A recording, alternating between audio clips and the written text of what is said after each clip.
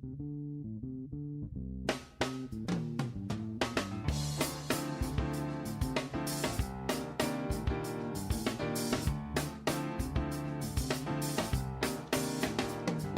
to America's Commercial Real Estate Show, your source for market intel, forecasts, and strategies. Hello, I'm Michael Bull. Thank you for being with us. The segment is brought to you by Bull Realty for customized asset and occupancy solutions. Visit bullrealty.com. Well, we have an exciting show for you today. As usual, today we're going to talk about multifamily, and that's certainly been a sector that's really been on fire for a long time. What should we expect moving forward? Are we building too much? There's a lot of cranes for Class A. And what do we expect for affordability? What do we expect for the performance moving forward? Please welcome my first guest. It's Carl Whitaker. He's manager of market analytics with RealPage, and he's joining us on the phone. Carl, thanks for joining us again, sir. Thank you, Michael. Appreciate it and glad to be here. Well, Carl, when you look at performance of multifamily overall, wow, it's been really an incredible story for, it seems like many years, and it seems like it keeps going and going like the Energizer Bunny. You know, as you guys look closely at the market, what are you seeing? Yeah, no, it really is impressive, and I think it's, you know, there's two sides to the equation. Obviously, construction levels, you know, you said it there in the lead that there's plenty of cranes up in skylines across the nation and suburban areas, but, you know, what's really underpinning the strong performance right now, or what's really driving that, is just there's a lot of demand out there. And if you look at our annual absorption figures over the past 2 or 3 quarters, I mean, they've been at near record highs. Occupancy here in the third quarter, just a little bit above 96.3%, roughly 96.4%. That's about a 2-decade high. And rent growth is still, you know, again, looking at it on an annual basis, still in that 3% range or so. So, you know, there's certainly no shortage of demand out there sucking up the available inventory of apartments. And those numbers of 96.4 occupancy, 3% rent growth, is that for all classes kind of overall, or? Correct. Yeah. So that's looking at our 150 largest markets that make up the nation, and that's looking across all product classes. Okay. And what do you see for Class A, Carl? That seems like there's been obviously that's where the new construction is. Yeah, the Class A numbers, you know, it's not atypical to see Class A performance labor a little bit when construction activity is up, but you know, even though we've seen it trail performance in the B space just a little bit in recent quarters, there hasn't been that much separation across all the product classes. We see annual rent change between A, B, and C, you know, somewhere in that upper 2% to low 3% range. You know, you compare that to 2017 when that Class A performance was a good 50 basis points or so behind those other product classes.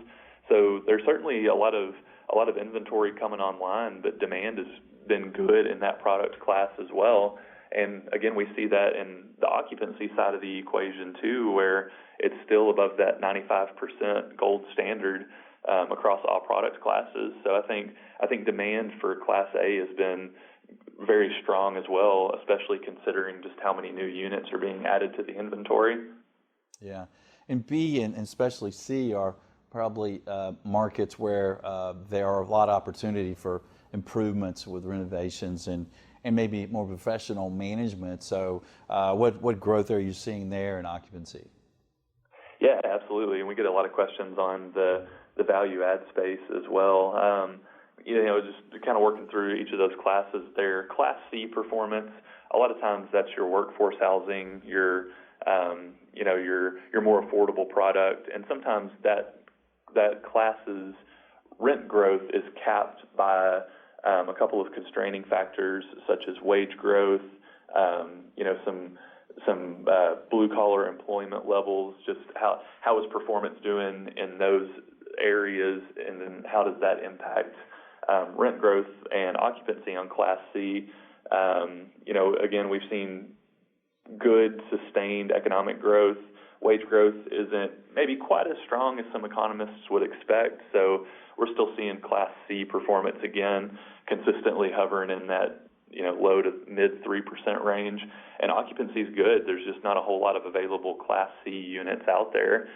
When looking at B space, there's a little bit more wiggle room in there. That's kind of your bread and butter product segment, across the U.S. And you might see some B properties getting some value add, moving it up to a B plus, perhaps A minus. But a lot of that can differ on a market by market basis as well, to where to bring a B property up to A standards in a market such as San Francisco or Los Angeles, that takes quite a bit of CapEx, but relative to a San Antonio or a Raleigh-Durham, where there's more affordable product, perhaps it doesn't take as much CapEx to bring it up to that same class standard. But, again, performance-wise, real consistent across the spectrum, whether it's A, B, or C products. All right, we're talking with Carl Whitaker with RealPage about the multifamily world. And Carl, the improved numbers and the performance of multifamily year by year, quarter by quarter, does it doing this well this long surprise you any? And then what do you expect moving forward for performance? Yeah, the moving forward question is one we certainly get a lot, and we actually just finished up our most recent round of forecasting, so I'll share some thoughts on that here shortly. But, a lot of people, I think, have been a little surprised by not only multifamily performance and the strength there, but just how long and sustained the strength of the national economy has been. And, of course, with that strong economy, you see that translate into strong multifamily sector performance. Good job creation leads to more households being formed. Of course, that's a significant tailwind for the apartment market. There's been a lot of tailwinds on the demographic side of the equation as well for the U.S. apartment market. You still got a lot of folks in that prime renter age cohort. Additionally, if you look at some markets that have grown really rapidly, in Austin, for instance, it's still very expensive relative to where it had been to buy a home in these markets. So that keeps a lot of renters in place for longer than what we may have seen historically. So I think to answer your question there, it's been a little surprising just to see how long performance has been sustained at its current level. But when you start breaking apart the components of it, you can see what is fueling that performance, and then it starts to make a little bit more sense and context. Now, as that relates to our expectations over the next year or so, I think we'll see rent growth and occupancy hover pretty closely around its same level. We may see some construction increases over the next year, or perhaps I should say we may see some completions increasing over the next year, which might cap performance a little bit, but still I think we'll see growth, in that 2.5% to 3% range, occupancy hover around 95.5%, 96%. So the status quo looks like it'll hold for at least one more year. Yeah, that's excellent. And you mentioned new supply levels. So when you look at new supply level trends, kind of year to year, is new supply tailing off any? Or is it still a lot of new supply coming online?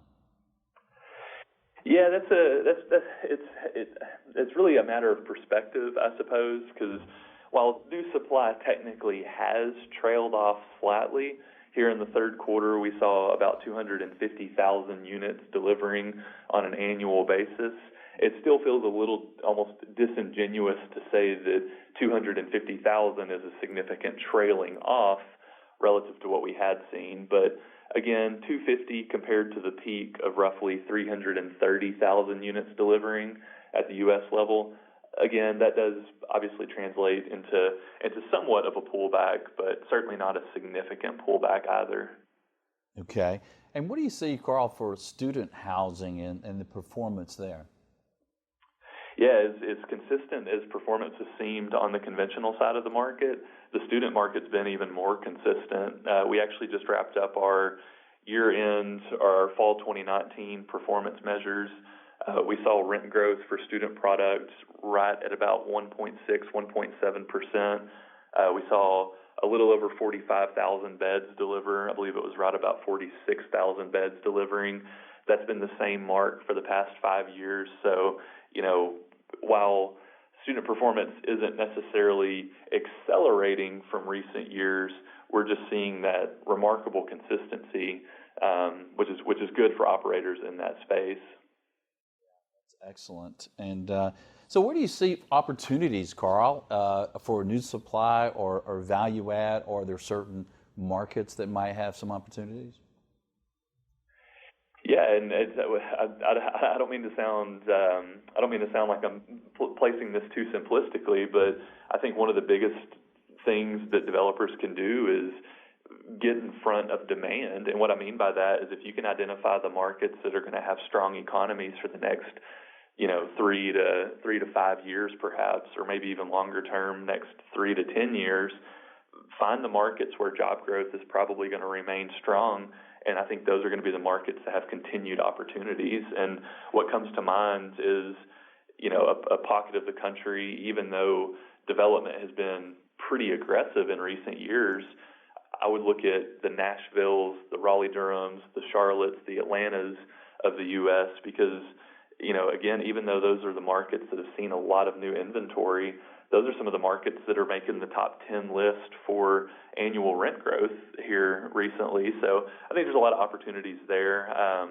For the value add space, I think it's good to target areas where the A rents have become so disproportionately larger versus the B rents that maybe you get a little wiggle room there and say, I can lift this rent at this B property up $200 and I'm still not competing with that brand new A product, but at the same time I'm offering a differentiated product versus that real middle market tier as well. So I would look at for the value add players out there, I would look at those markets where A rents have significantly separated from the Class B rents and then see if there's some of that uncaptured space there that you could perhaps tap into. Yeah, that's a great tip. That makes a lot of sense. Well, Carl, thank you for joining us. Great information as usual, sir. Thanks. Appreciate it, Michael. Glad to have you. Glad to be on. And if you'd like more information from RealPage, their website is RealPage.com. And Carl mentioned, looking at markets for value add where the A rents and the B rents, there's more of a spread for opportunity. If you're looking for a heavy lift opportunity there, we have an $8.5 million project that needs renovation where it's in a market exactly like that in the Southeast. And if you're looking for, he mentioned Raleigh-Durham, Charlotte is areas. If you're looking for an area for a Class A property, we have something we're going to bring to market probably tomorrow in the $85 million range. That's beautiful, brand new Class A, gorgeous property. So reach out to us if we can help you in any way. Stay with us. We're going to have more on the multifamily market. I'm Michael Bull. This is America's Commercial Real Estate Show.